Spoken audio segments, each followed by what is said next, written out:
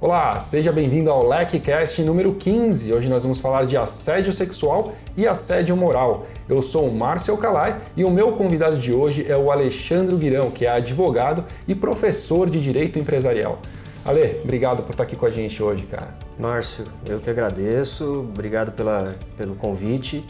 E vamos falar desse assunto que é extremamente interessante do dia a dia de todas as empresas. Cara, esse assunto ele é um verdadeiro caroço para os estudantes de compliance de modo geral, porque é um assunto muito importante, muito sensível e que gera muita dúvida, né? Você mesmo aqui estava me explicando uma série de coisas que acontecem no dia a dia, as pessoas não conseguem classificar direito do que se trata. Exatamente. Que é assédio, não é assédio. Então, vamos dar exemplos e vamos trabalhar isso de uma forma que possa ficar claro para a nossa audiência. Trabalhar do ponto de vista jurídico, do ponto de vista do empreendedorismo, do dia a dia das empresas, de como é que isso funciona, né? E no final, trazer para o compliance também, porque eu acho que é importante exatamente. A gente fechar esse ciclo. Legal, exatamente. Vai ser uma conversa muito bacana.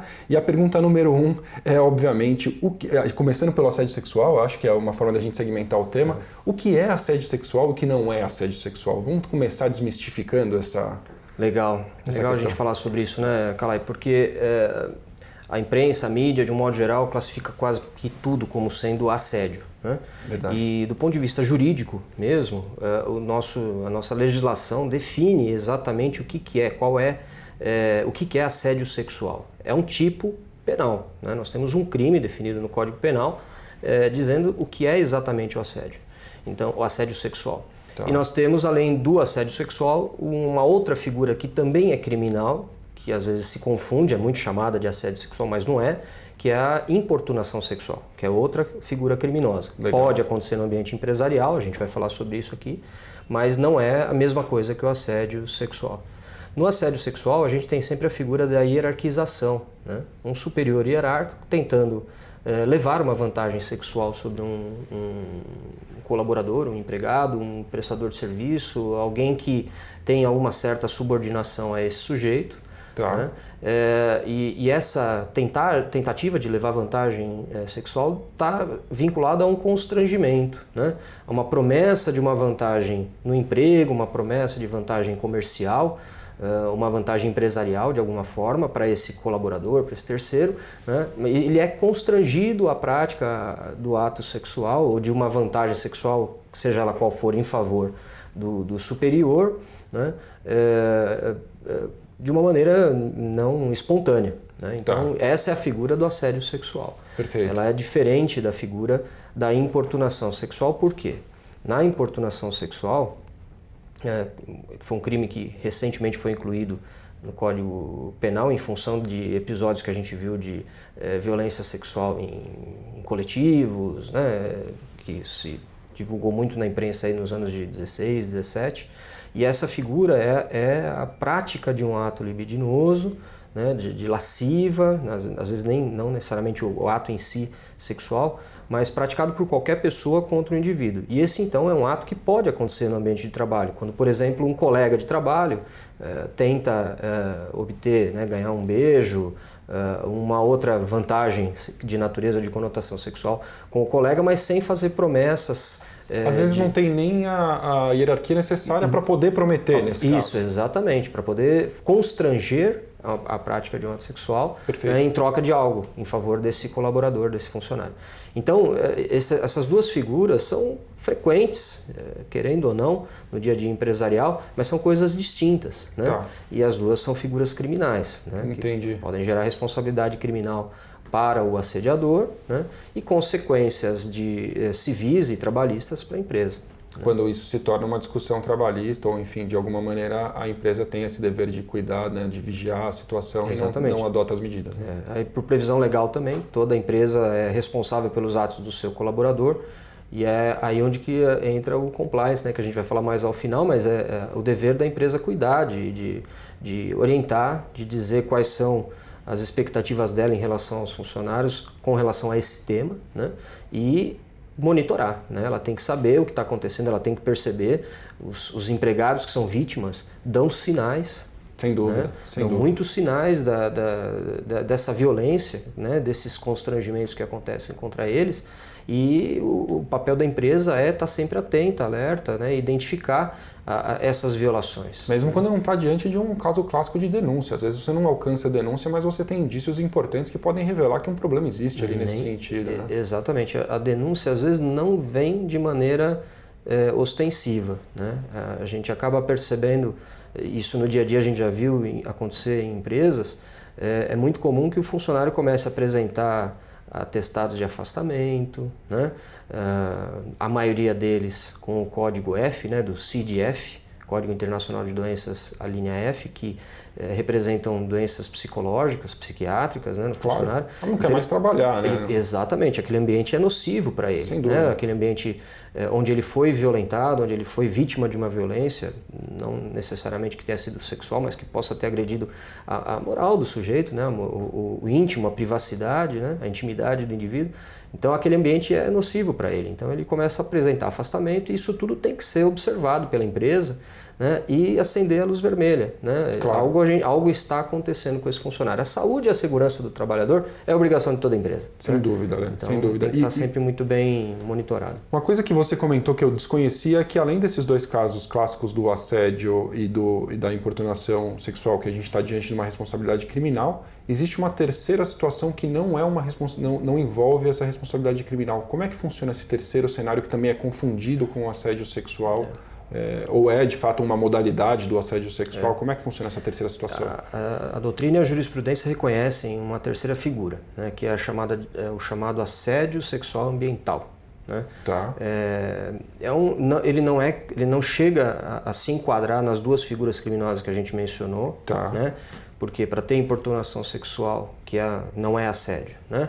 Para ter importunação tem que ter contato físico, tem que ter a tentativa de obter algum ato, né, sexual, de conotação sexual, e nem sempre no assédio ambiental isso acontece. Também não tem hierarquia, não tem promessa de vantagem, mas existe uma figura, uma situação, aquela do sujeito inoportuno, né, tá. que em todo, de alguma maneira ele tenta colocar o tema sexo ou vantagem sexual, ou mensagens ou vídeos no grupo da empresa, fica fazendo provocações sexuais para os outros colaboradores, por meio de palavras, por meio da fala em si, ou então por gestos, né? Por imagens, e ele torna o ambiente inoportuno, né? De uma maneira, fica desagradável conviver naquele ambiente com aquele sujeito que só fala disso. Claro. E às vezes ele também, e isso é uma situação, né? Não chega a caracterizar o crime, mas no ambiente de trabalho pode trazer reflexos trabalhistas e de responsabilidade civil. Mas também tem aquela figura, Calai, do cara que procura colocar alguns colaboradores, ou um colaborador, numa situação desagradável, constrangedora, para trazer alguma vantagem para a empresa, não para ele propriamente. Como é que funciona isso? Sei lá, falar para a secretária vir com uma roupa decotada para atender um cliente que é importante para a empresa. Nossa, isso é tão 1980, ainda acontece. Isso infelizmente ainda acontece, né? Motivar que a equipe de vendas, né, que as meninas da equipe de vendas sejam mais agradáveis com os clientes, marcar um happy hour e falar, tem que ir lá e dar um jeito, ajudar os caras, a gente precisa que os caras se sintam bem, né? Agrada bem eles, leva para sair. Quer dizer, se o cara quiser alguma coisa depois, né? Fica a teu critério, sabe? Esse tipo de situação que é desagradabilíssimo. É horroroso, né? Isso, né? Sim, gera um grande problema, né? Pensa numa colaboradora que é casada, tem um relacionamento. Sem dúvida. Né? Então isso é desagradável. Né? Esse tipo de situação, como eu falei, não é uma vantagem sexual para o trabalhador, para o cara, né, que trabalha na empresa, ele não é superior hierárquico. Às vezes é superior, mas a vantagem não é para ele, é para a empresa em si. Ele não está prometendo nada de vantagem para ela e sim para a empresa. Então é uma figura que não dá para enquadrar no crime. Entendi. Né? Nenhum das duas figuras criminosas, mas tem reflexos trabalhistas. Né? Entendi. E aí a doutrina trabalhista reconhece como um assédio coletivo? Pode ser coletivo ou individual. Pode ser coletivo pode ser coletivo pode individual. ser uma pessoa só que está nessa situação também. Exatamente. Tá. E a Justiça do Trabalho, quando provocada, entende que não há o crime, mas entende que existe essa figura diferenciada, né? Tem bastante jurisprudência disso, de que é uma figura diferenciada que justifica responsabilizar a empresa, porque a empresa tem o dever de cuidado que os seus funcionários fazem. Então, se tem um superior motivando esse tipo de situação, a empresa pode ser responsabilizada, né?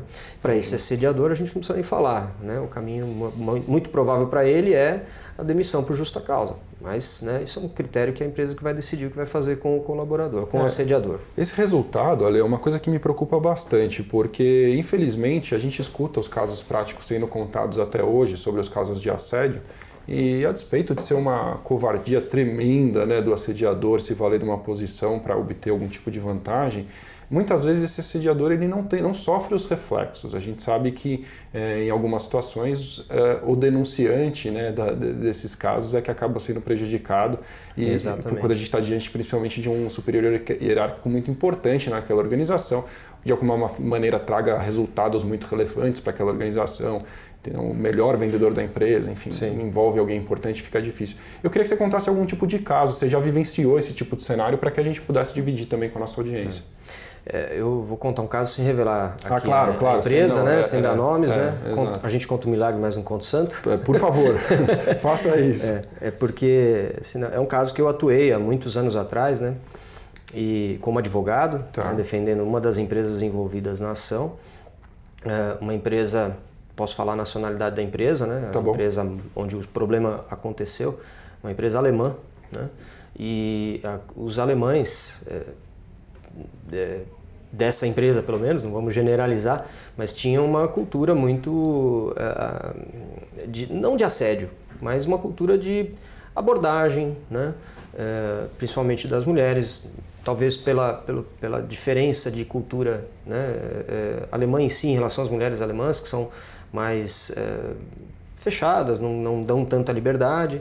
Aí o sujeito veio para cá, para o Brasil, para assumir uma posição aqui na empresa, na filial brasileira, e começou a lidar com as estagiárias, principalmente estagiárias, né? Algumas estagiárias, meninas jovens e tal, tinha a tentativa de ter alguma vantagem sobre elas, e aí oferecia, inclusive para algumas ofereceu de ir para a Alemanha, né, para fazer um estágio lá na empresa, na matriz na Alemanha.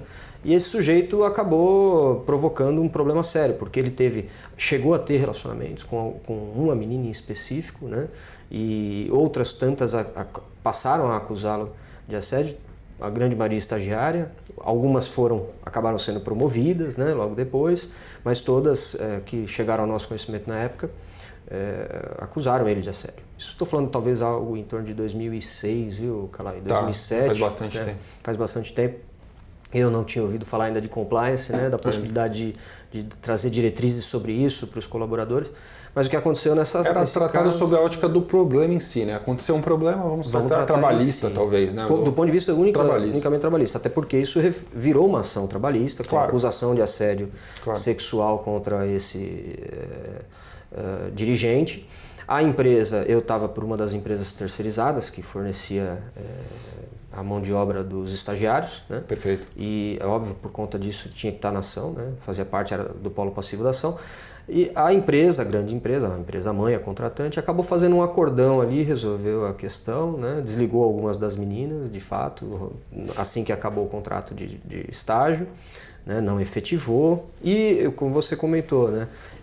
Não é que ele foi promovido, mas ele caiu para cima, porque ele acabou sendo devolvido para a sede na Alemanha, né? Não perdeu o emprego, com ele não aconteceu nada, absolutamente nada, né?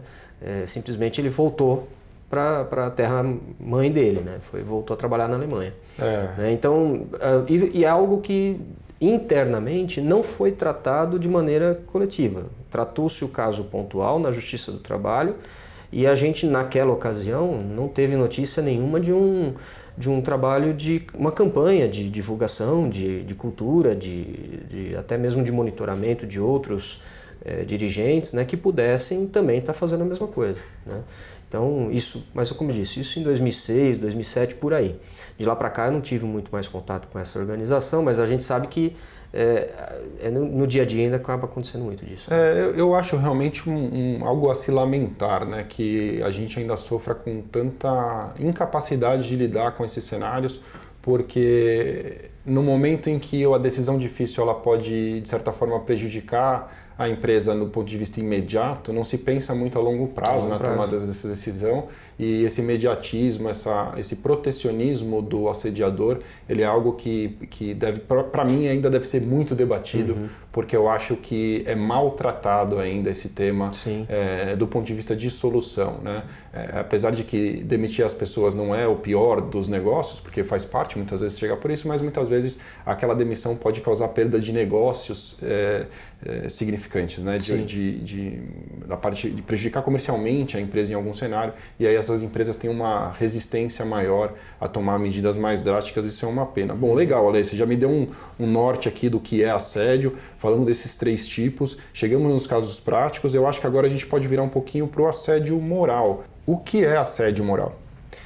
O assédio moral, Kalai, é qualquer reiteração, repetição de atos, de ofensas, de palavras direcionadas, de pressões realizadas sobre um indivíduo ou um grupo de indivíduos dentro de uma empresa, né?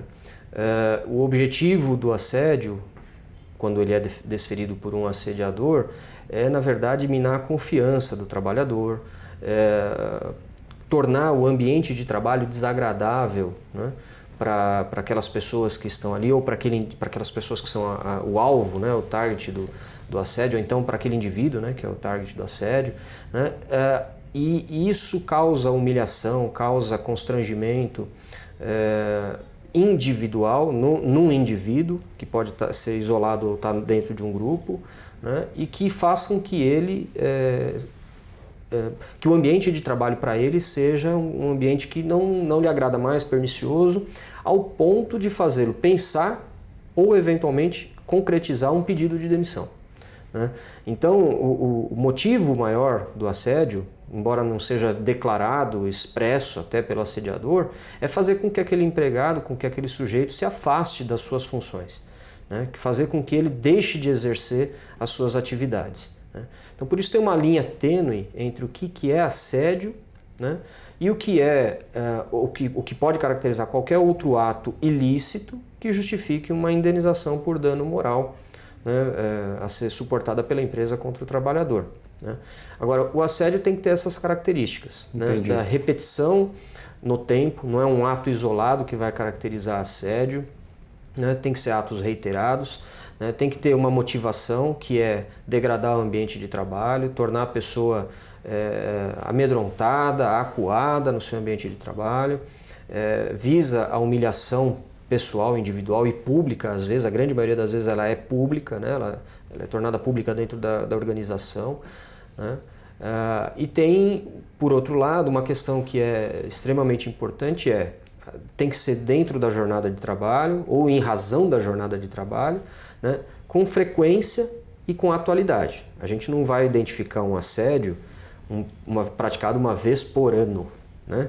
Uma vez por ano é qualquer outra coisa. Pode justificar uma indenização. Pode ser uma ofensa que gera indenização. Vamos supor que todos os anos, na reunião de planejamento, sei lá, tem uma reunião específica que eu vou lá e espinafro com a turma toda e falo mal. Aplica um trote para o grupo de vendas de uma determinada região que foi a pior meta, que não conseguiu atingir a meta, ficou muito abaixo da meta.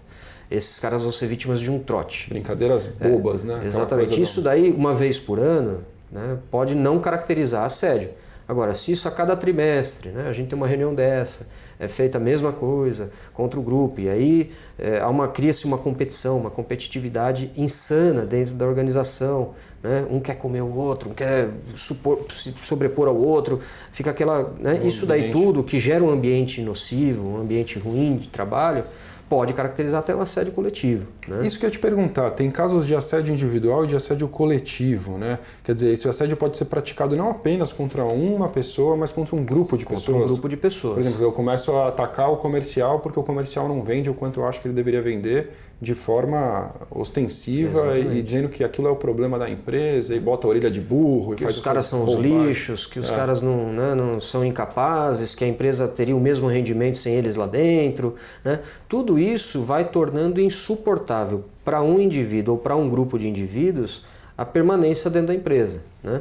E quando isso se torna insuportável a permanência do indivíduo dentro da empresa, normalmente isso começa a refletir na saúde do trabalhador, Sem dúvida. A mesma coisa que a gente comentou agora há pouco acerca do assédio sexual, né, que a vítima começa a dar sinais, né, na sua saúde, a mesma coisa acontece no assédio moral. Né? Claro. A vítima do assédio começa a dar sinais de que está insuportável trabalhar naquele local, chega ao ponto do sujeito pedir para sair, né, com um pedido de demissão, ou então para pedir o que a gente chama de rescisão indireta, né, do contrato de trabalho, quando as condições de trabalho não estão sendo entregues pelo empregador. Essa é uma situação típica. Né? No caso da rescisão indireta, é o que ele vai dizer assim: estou sendo assediado, eu não tenho condição de trabalhar, então, como você não está fazendo sua parte no contrato de trabalho, a empresa me demita pagando todos os direitos que eu tenho a receber, como se eu tivesse sido demitido sem justa causa. Exatamente. Então, leva tanto a um pedido de demissão ou uma rescisão indireta. Essas duas conclusões, né, do assédio ou pós o assédio é que caracterizam a figura do assédio em si. Né? Por quê? Se o sujeito está sofrendo com tudo isso, mas é um sujeito que de boa, de paz, né, não se importuna, não vê, né? Tá bom, você está me chamando por um palavrão aí, me ofendendo, tal, mas vamos virar a página, vamos trabalhar, vamos fazer o que nós temos que fazer. Tem sujeito assim dentro de uma organização. Né? Tem vítima de assédio que reage bem, que sabe sair da situação e que não se importa, né? Dá volta por cima. Mas tem outras pessoas que não. Né? Tem outros indivíduos, acho que a grande maioria tem mais dificuldade de se impor numa situação como essa, né? E acaba falando isso, né? Que isso é assédio. Eu tive um chefe há um tempo atrás, um período que eu passei no poder público, vou falar aqui, do período já vão, alguns colegas que me virem já vão identificar quem é o chefe. Né? E ele era muito assim, falava muito palavrão, ofendia, xingava, né? Apontava o dedo, tal. E eu olhava para ele e falava assim: acabou? Vamos lá agora? Eu nunca me deixei abalar, né?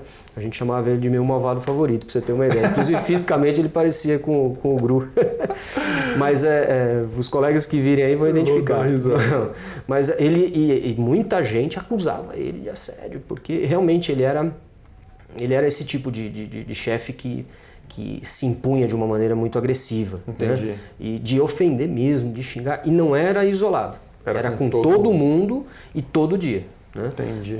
Mas eu não tenho notícia, né? Isso foi no poder público, eu não tenho notícia se teve alguma ação contra ele ou não, mas era algo típico, característico. No dia a dia acontecia com muita frequência. Você tocou num ponto, Ale, que eu acho muito importante, quando você diz assim: eu sabia lidar. Né? Eu conseguia me virar, eu não me importava muito com isso, seguia em frente.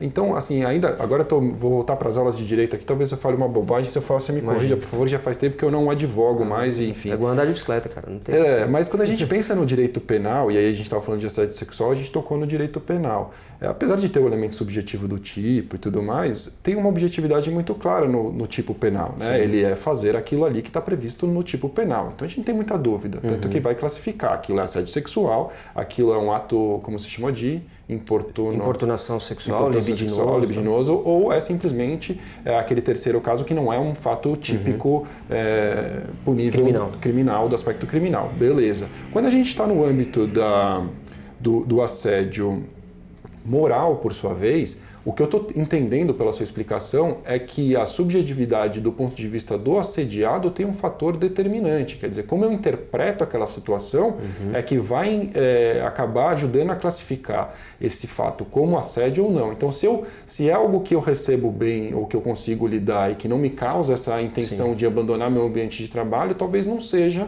um assédio moral. Se eu sofro de maneira diferente, tenho uma tristeza profunda de estar naquele ambiente de trabalho e ter que aguentar aquela situação, talvez eu esteja caminhando para um cenário de assédio moral. Então a visão do assediado ela é muito importante. Ela é muito importante porque o cerne do assédio moral é a intimidade.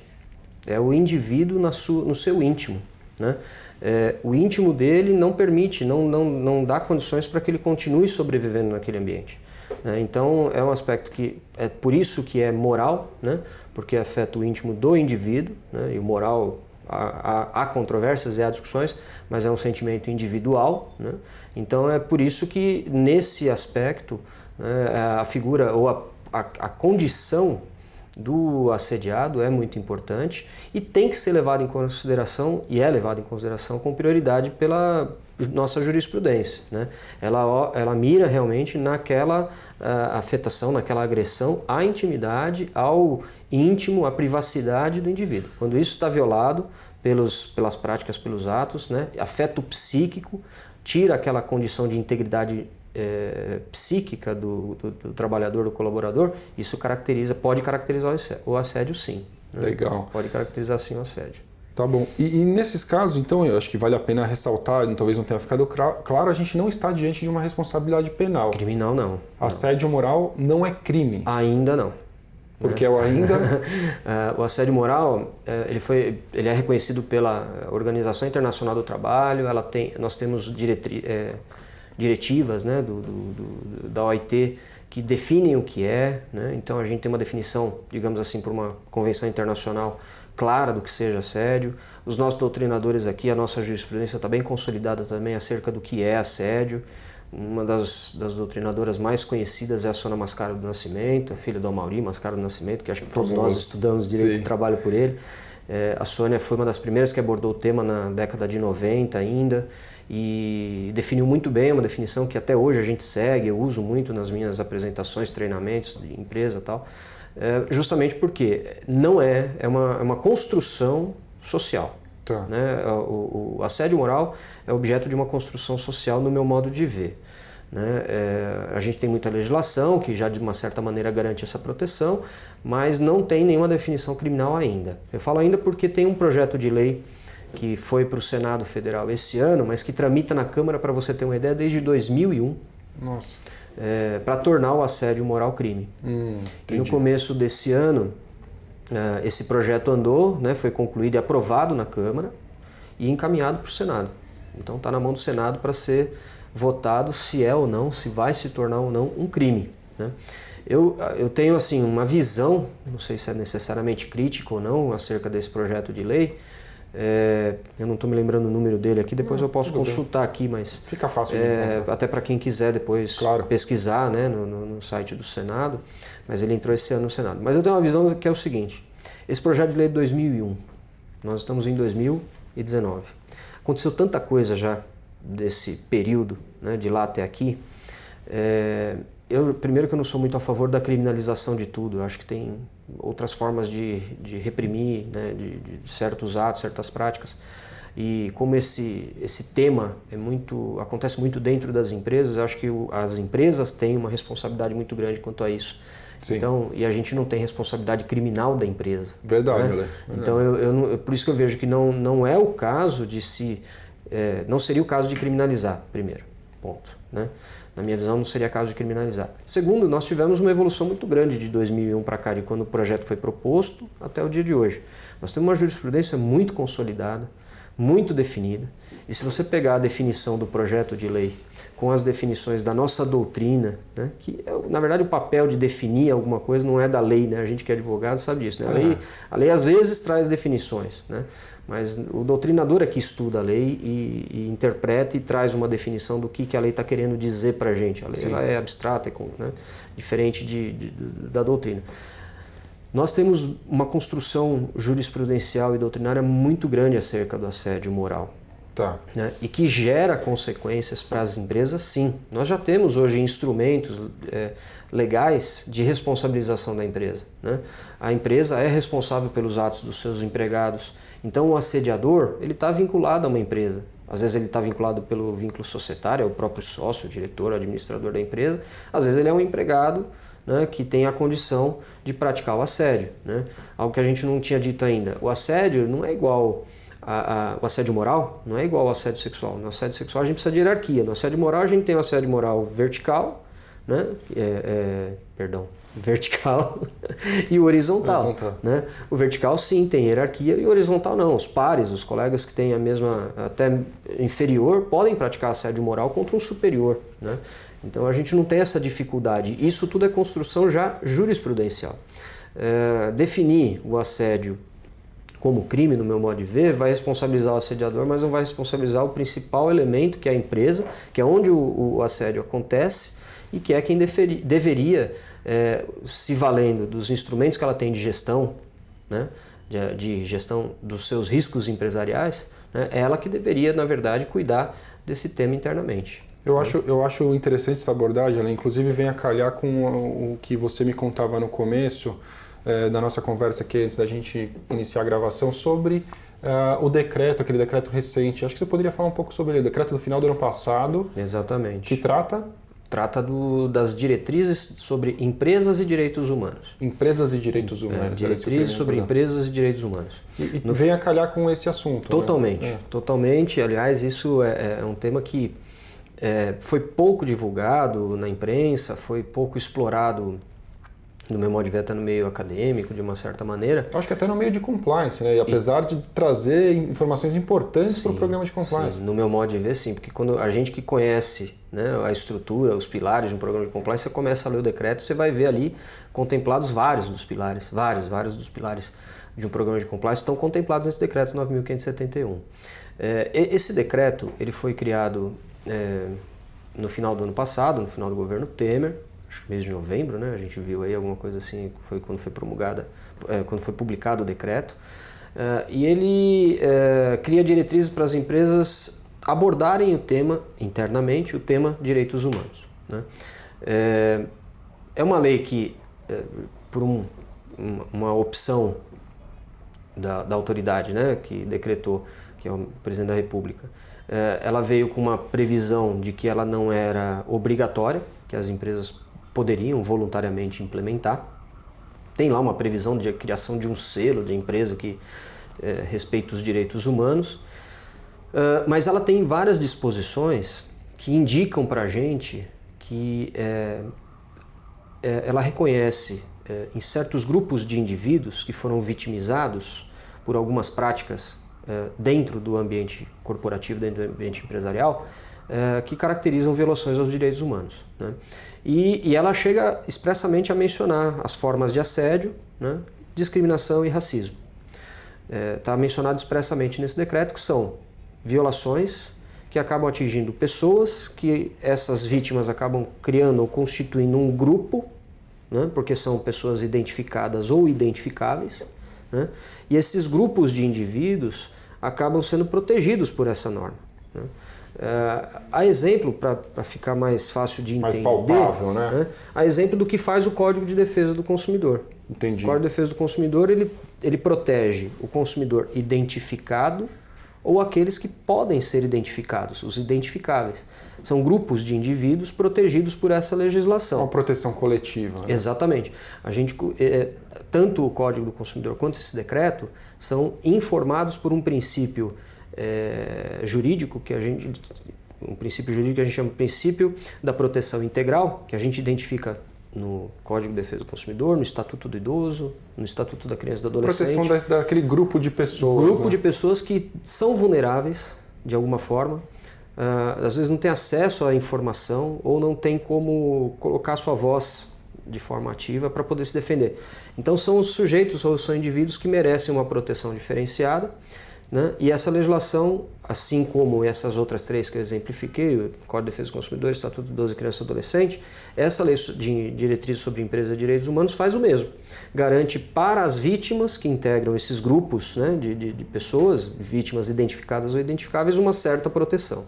Perfeito. Né? E assim como essas normas que tratam de direitos difusos, no meu modo de ver, eu acho que em breve a gente pode ter alguma ação nesse sentido, alguma atividade nesse sentido, das autoridades, né, que vão começar a perceber a importância das empresas implementarem, né, controles internos, treinamento, due diligence nos seus parceiros, para identificar violações contra os direitos humanos, em especial assédio sexual, moral e discriminação e preconceito. Que era a minha última pergunta, quer dizer, onde que o programa de compliance poderia se envolver nesse tipo de prevenção, detecção e remediação de casos de assédio sexual e assédio moral? Eu acho que está alinhado com essas diretrizes, né? Quer dizer, com essas orientações do decreto. O decreto tem vários dispositivos, Calai, artigo 5º, artigo 6º, o próprio artigo 14, o artigo 10, são artigos que dão diretrizes. Tá. Para muitas empresas que já têm o programa de compliance estruturado e que tiveram, de alguma forma, detectado essa prática de assédio sexual ou moral, que tenha sido reiterado, que já tenha que ter tido algum tipo de intervenção para resolver problemas como esse, que já tenha feito um treinamento com seus colaboradores, vai identificar no decreto ações que já são práticas, que já são do seu dia a dia. Claro. Né? Agora, as empresas que ainda não têm nada disso, que não têm uma política própria, né, de repressão ao assédio, de prevenção, né, prevenção e repressão ao assédio sexual ou moral, que não tem uma política ainda que trate de discriminação e preconceito racial, de gênero, né? Tudo isso, se uma empresa ainda não tem, no decreto ela tem uma boa noção do que ela precisa fazer, né? Então as empresas que já têm o seu programa implantado, que já têm suas políticas bem estruturadas, que já treinam seus funcionários, às vezes até já sobre o tema, né? A gente sabe de muitas empresas que já têm as políticas de assédio, as empresas que eu assessoro, a grande maioria nelas a gente identifica, mesmo que isso não apareça, né, no seu mapa de risco, na sua matriz de risco, como sendo um risco inerente à atividade, um risco de compliance, né, a gente sugere a criação da política já. Né? Claro. Específica sobre assédio sexual e moral. Hoje se fala muito em compliance trabalhista até, literalmente, porque tem um risco próprio. Se a gente tratar o compliance como risco, como gestão de risco, que é em grande maior parte, né, assim, tem um viés muito importante da gestão de risco dentro do compliance, não necessariamente você vai gerir riscos de corrupção necessariamente. Isso é um mito aí que a gente precisa, porque a gente ensina o compliance anticorrupção, não quer dizer que seus riscos vão ser apenas ligados. Muito pelo contrário, no dia a dia operacional de uma empresa, felizmente, não é talvez o seu core ali ficar recebendo denúncias de corrupção reiteradas. Exatamente. Se estiver acontecendo algo de muito estranho, acontece na sua empresa, né? Provavelmente os problemas trabalhistas vão ser mais recorrentes. Muito mais recorrente. Aliás, o treinamento dos colaboradores para que usem os canais de denúncia, os canais de reclamação internos, né, para que são divulgados no site, para parceiros comerciais, né, tudo isso daí é muito importante porque reflete na empresa de alguma maneira, né? Às vezes você tem lá um parceiro comercial que é um representante comercial teu, mas lá o dono da empresa lá de representação sócios são exímios assediadores, né? Exato. Isso vai colar na tua empresa de alguma maneira, porque eles estão te representando na rua. Sem dúvida. Então, inclusive, esse decreto fala muito sobre isso, sobre a importância da empresa olhar para a sua cadeia, né, de fornecimento, para a sua cadeia de parceiros comerciais e identificar situações que caracterizem violação de direitos humanos, né? Na prática, como é que a gente vê isso já, né? Eu trabalho para empresas que são distribuidoras, né, de produtos para a saúde aqui na região de São Paulo, né, na região do ABC principalmente, que é onde a gente atua com mais frequência. Ali a gente tem, quando um cliente meu lá assina um contrato de distribuição com um fornecedor, seja nacional ou estrangeiro, normalmente a gente já vê, o contrato já vem com aquelas cláusulas de não praticar assédio, além das cláusulas anticorrupção, antissuborno e tal, tem muito disso, né, de práticas que protegem direitos humanos, não contratar trabalho infantil, trabalho escravo, isso tudo a gente já vê no dia a dia na prática, né, por cláusula contratual, é óbvio, né? Claro. Mas isso acaba se refletindo numa preocupação, né? Então é uma maneira já da empresa mãe olhar para a sua cadeia de fornecimento e dizer, olha, a gente não admite isso, né? O que vai justificar no futuro o rompimento de um contrato se esse parceiro se envolver em algum ato desses e que tenha repercussão, que fira a reputação do parceiro, o contrato vai justificar, ó, não tenho interesse em manter relacionamento comercial com você. Então isso é bom para os dois lados, no meu modo de ver, porque a empresa mãe está protegida, mas o contratado aqui, aliás, né, que vai ter que começar a olhar melhor para a sua empresa, para os seus empregados, para os seus colaboradores e para a cultura que existe ali, né?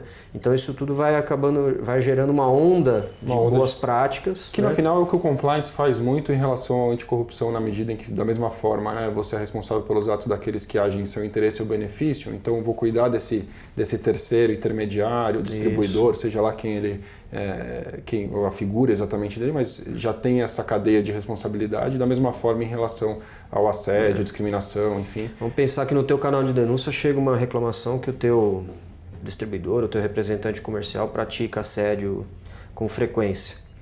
Quer dizer, chegou no teu canal de denúncia uma denúncia contra o teu parceiro comercial. Como é que você vai fazer isso? Você vai fazer uma investigação nele? Você não tem nem autonomia para isso. Certo. Às vezes, contratualmente, você até ajustou uma situação como uma auditoria, alguma coisa. Mas, de repente, uma due diligence, né? Vamos exato. verificar se isso está acontecendo, vamos tentar achar uma maneira de identificar se o problema é verdadeiro, vamos comunicar à alta direção da outra empresa para que eles tomem alguma providência, né? Porque a gente também não pode guardar aquilo na gaveta e falar, não é meu problema, né? No final das contas porque o decreto, se não tem previsão contratual, hoje o decreto está dizendo que né?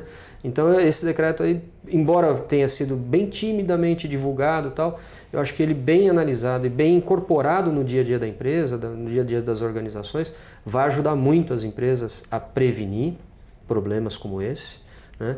E tendo os instrumentos corretos, detectar e corrigir, né? Que é a nossa... Que é a vida do compliance. A vida do compliance, prevenir, detectar, né? E corrigir. Pô, Ale, obrigado demais, cara, pela conversa, foi muito esclarecedora e eu gostaria de te pedir, como sempre, seguindo a nossa tradição aqui no podcast, uma recomendação, pode ser livro, pode ser filme, série, dica de ouro, enfim, alguma coisa que você possa deixar para nossa audiência aí que você gostaria de indicar. Eu sou um consumidor de série absurdo, né? Depois que eu entrei na LEC, depois que eu passei a frequentar os cursos da LEC, todos os professores sempre comentam, nos congressos a gente está sempre conversando com os amigos e sempre, eu sou muito consumidor de série, mas para não falar das séries que todo mundo fala, vamos para uma eu comentei contigo antes da gente começar, né? Eu li um livro há uns anos atrás, que eu li ele num contexto da minha vida diferente do que eu estou vivenciando hoje, né? E reli ele agora, esse ano, e falei, poxa vida, como esse livro é valioso, eu não tinha percebido isso naquela época que eu li esse livro. Eu lembro de ter lido ele numas férias, numa viagem de férias que eu fiz, comprei no aeroporto ainda esse livro, comprei pelo tema, mas não tinha nada a ver, o tema do livro é justiça. Na época eu olhei com um olhar de advogado, falei, vou comprar esse livro para ler. Quando eu comecei a ler, eu vi que não tinha nada a ver com justiça, nem com estrutura de judiciário, nem com nada, e sim tinha a ver com fazer a coisa certa. Aliás, esse é o subtítulo do livro, né? É um livro do Michael J. Sandel, Justiça, o que é fazer a coisa certa. E ele, a partir da análise de uma abordagem de vários filósofos, sociólogos, né? Ele faz a discussão e o debate sobre vários dilemas, né? Sociais, dilemas éticos em sua grande maioria, né? Mas trazendo para uma realidade muito atual, né? Ele pega situações que aconteceram lá nos Estados Unidos, problemas com a Bolsa de Valores, problemas voltados para as caixas de previdência. Então ele vai colocando uma série fazendo uma abordagem de casos práticos, atuais, né?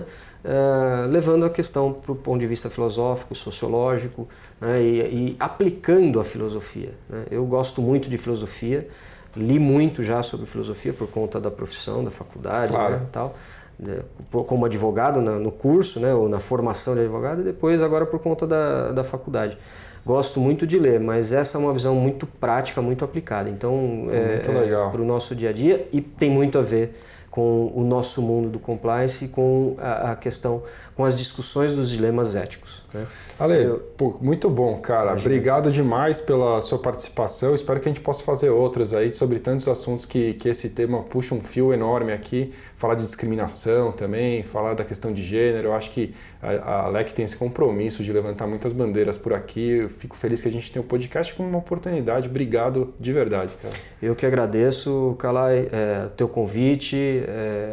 A hora que você chamar para falar de qualquer outro tema que esteja no meu alcance, eu não vou vir aqui para ficar falando abobrinha, mas pode contar comigo, né? Eu quero estar sempre à tua disposição, ser parceiro da LEC e vocês estão de parabéns. Eu já ouvi todos os podcasts que estão divulgados, estou ansioso esperando os próximos aí que já estão gravados para ser lançados, e eu acho que é uma iniciativa sensacional. Recomendo para os meus alunos sempre, mandei esses dias alguns alunos ouvirem o do Serpa lá sobre a tomada de decisão ética. É genial aquilo. A do Gustavo Lucena sobre a cultura justa. Pô, tá sensacional, sensacional. E eu li depois o artigo do Serpa no livro, né? Que também trata sobre a tomada de decisão. Porque é sobre tomada de decisão ética. Pô, sensacional. Isso daí é para mudar a cabeça, para mudar a cultura. Eu faço isso, né, com os meus alunos na faculdade de Direito. Claro. Eu incentivo muito a mudança de cultura dos meus clientes, né? Então eu acho que tudo que vocês produzem está indo muito nessa linha e ajuda muito a gente no dia a dia também. Valeu, cara. Obrigado. Tá bom? Obrigado, eu. E se você quiser saber mais sobre este conteúdo e outros conteúdos de compliance, você pode acessar o site da LEC em www.lecnews.com. Você também encontra a LEC nas mídias sociais, no Instagram, no LinkedIn, no Facebook e até no YouTube. Nós estamos em todas elas. E se você gostou desse vídeo, curta aqui o vídeo e siga o canal da LEC no YouTube, ative as notificações e você será informado quando novos conteúdos estiverem disponíveis. Valeu!